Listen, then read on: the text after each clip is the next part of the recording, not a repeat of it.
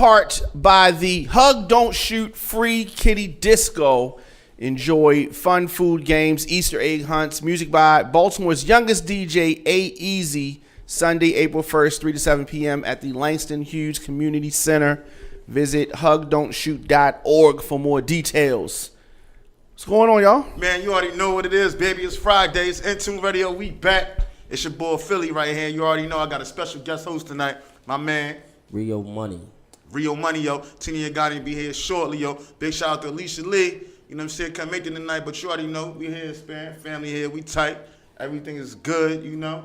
It's been a minute. You know what I mean? What's going on, fellas? I think this is the men's show tonight. We run things tonight, baby. Good. Yo, big shout out to my man. What's up, Kay? That's what's up. Yeah. Yo, big shout out to Biggie, man. You know what I'm saying? We had our 21st. B.I.G. You know what I mean? We had our 21st anniversary of the passing of the Notorious B.I.G. You know what I'm saying? Like, my whole thing is, what did Biggie mean to y'all? As far as real, what does Biggie mean to you? Biggie showed that being black is ugly as ever. He still was fly. Mm-hmm. And he still had it, man. You know, and he had enough confidence in himself to really keep going where he went. Yeah. I seen the movie. The movie was good. Yo, Kay, what Biggie mean to you, man? What Biggie mean to you, real quick? What did he mean to me? Yeah, like Biggie mean to you in the music wise. What did Biggie stand for in your eyes? I mean, he made a lot of great music. Short career. He only did 2 albums. That's great. 2 studio albums. They stretched a lot. Biggie didn't like to go in the studio a lot. You know what I mean? So that's why he didn't have a lot of music. Like somebody like Tupac had a whole lot of music, or Prince got like a gang of music. But Biggie did like really, really good music. I never met Biggie. I saw Biggie perform before. I didn't get a chance to meet him. But yeah, I mean, it was definitely a legend. I could say for Biggie though, for a person to put out 2 albums to be considered legendary is like a feat in itself. Do you think that his legendary status came with his death, or you think he was actually after he died? That's what I said. After he died. Yeah, after he died, that's when he became famous. I mean, like when he became Biggie, like yo that. Mm-hmm. But everybody waits till you die for you to become something. Do you think that played a major part of his death and his legendary status? What's that?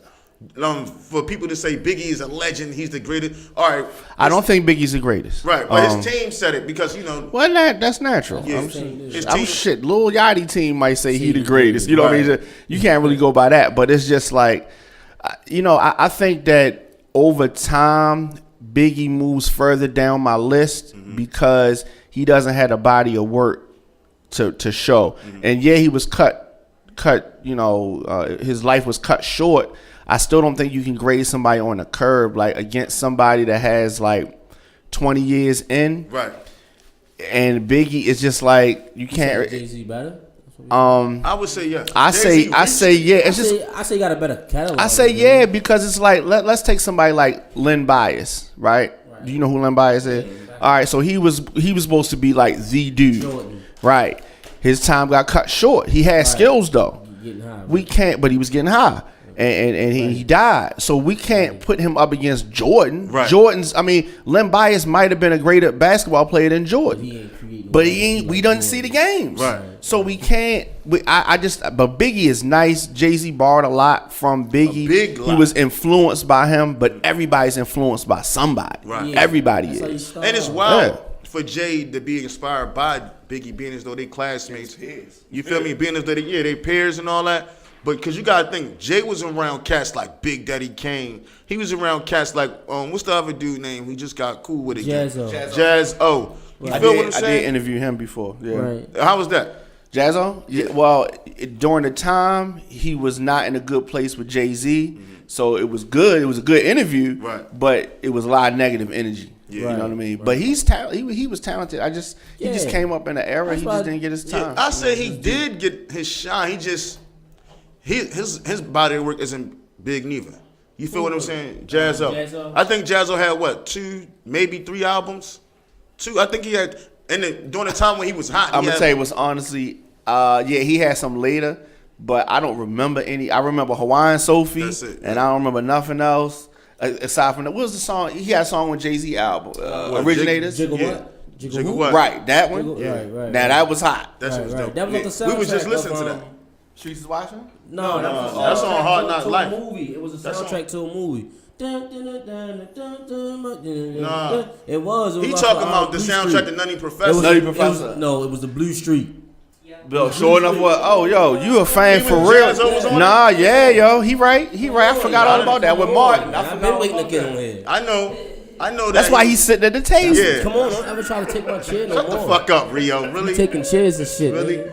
No, man. But for real though, but back to Biggie. You know what I mean? Right. For me, Ready to Die was fucking crazy. That album was he was in a fucked up space. But he turned it into a positive. There's a lot of death. I feel like he called. About that. No, listen. He called death. I feel like him and Pop called death on these songs. They talked about it too much. And then he was in such a fucked up place where he made songs which brought that death awareness to life. You feel me? But that Ready to Die was dope. But when I heard Life After Death, though, that Biggie, that's the Biggie that fucking changed everything for me, Because that 97, I still say to this day, 97, 98, those were some good years to hip-hop. You feel me? That's when the budgets was coming in. That's when niggas was eating, shining. It was real glossy because Puffy was the man. He was running that shit. You feel me? But, rest in peace to B.I.G., man. We ain't going to spend a whole time on this shit, but I just wanted to say that, Biggie inspired me, and it's sad that artists 21 and under who haven't really heard him when he was alive and felt that energy that he had. I ain't mad at that though. Yeah. Right. I'm not mad at that because let's go back during that time. I'm trying to think of somebody who 93, 78. So picture somebody that died. Okay, so 90, 94, 95 when Biggie first came out. 93. Around that time. No, I'm saying let's go back 20 years before that. Marvin Gaye type. Yes. Yeah. Right. Let's stick to hip hop. No. I'm using it as an example. So in that time period, right? Imagine us hip hop people coming to us saying, "Yo, why y'all not, feeling my man Marvin Gaye or somebody like that." Marvin Gaye died in the 80s, but I'm just saying. So it's just we wasn't checking for that. We that's old. That's not our thing. So these young dudes now, they checking for Lil Yachty. You know what I'm saying? These young dudes now, they not gonna feel who we feel, and I don't expect them to. Right. You know what I mean? But I just say I'm not saying that. I'm saying it I feel that they didn't get the opportunity to get that. It wasn't for them. No, but listen, it's not for them. But listen, with me, they wouldn't have got it though. Yeah, they wouldn't have got it. Not this generation. Just understand what I'm saying. With me as an artist, right? I got the opportunity to feel everything from '82 up until now. You see what I'm saying? Yeah. With the passions of different artists, I wasn't one of them. I'm not like a younger kid who didn't get the opportunity to check. Ain't you 60, Philly? No, I'm old enough to slap the shit out you if you keep playing with me and shit. First podcast, somebody get smacked. Yo, big shout out to my man Rio. We doing it crazy, man. But listen. Let me ask you one question before we go to break. When Biggie died, do you remember, when you heard Biggie die? You remember where you was at? I remember where I was at. Where you was at? Man, listen. I was at 1536 in North Philly at my grandmother's house. We was sitting down watching TV, probably Matlock or some shit, and the news break came in, and it was like, Biggie's dead. And I was like, what?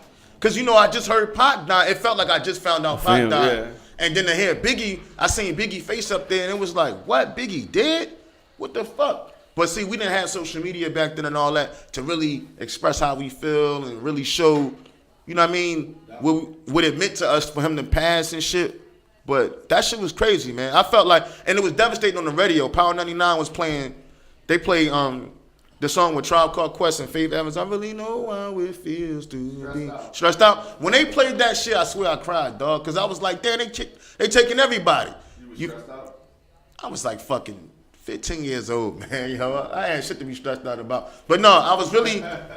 No, but it was the music. The music moved me to be like, damn, yo, they taking all the artists away from us, man. We losing everybody. No, but they died on their own. They did. Them niggas. They died. And then now to hear that Puffy knew about it, to find out that the bodyguard who put the whole story out there, Gene, what's his name? He put the shit out there. That shit fucked me up because we had... They had been saying that, though. They had been saying... They said what? They had been, a lot of the stuff that's coming out now, it was... like it was in the streets, but it wasn't like out there.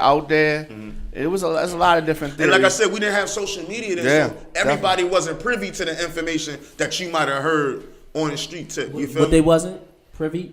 Yeah, they wasn't privy to it. What's that? Privy mean they wasn't privileged enough to have the opportunity. They didn't have the opportunity. So what's the nickname you gave it? Privy? That's not a nickname. That's an actual Who word. says that? My mother never said Bro, that. because you not listen, man. I'm educated. So you said my mother don't. He from Philly. But listen, we're gonna go back. We're gonna go on a quick break real quick. You know what I'm saying? We're gonna get back to this in tune thing. It's your boy Philly. I got my guest host right here, Rio, and we're gonna get it in, man.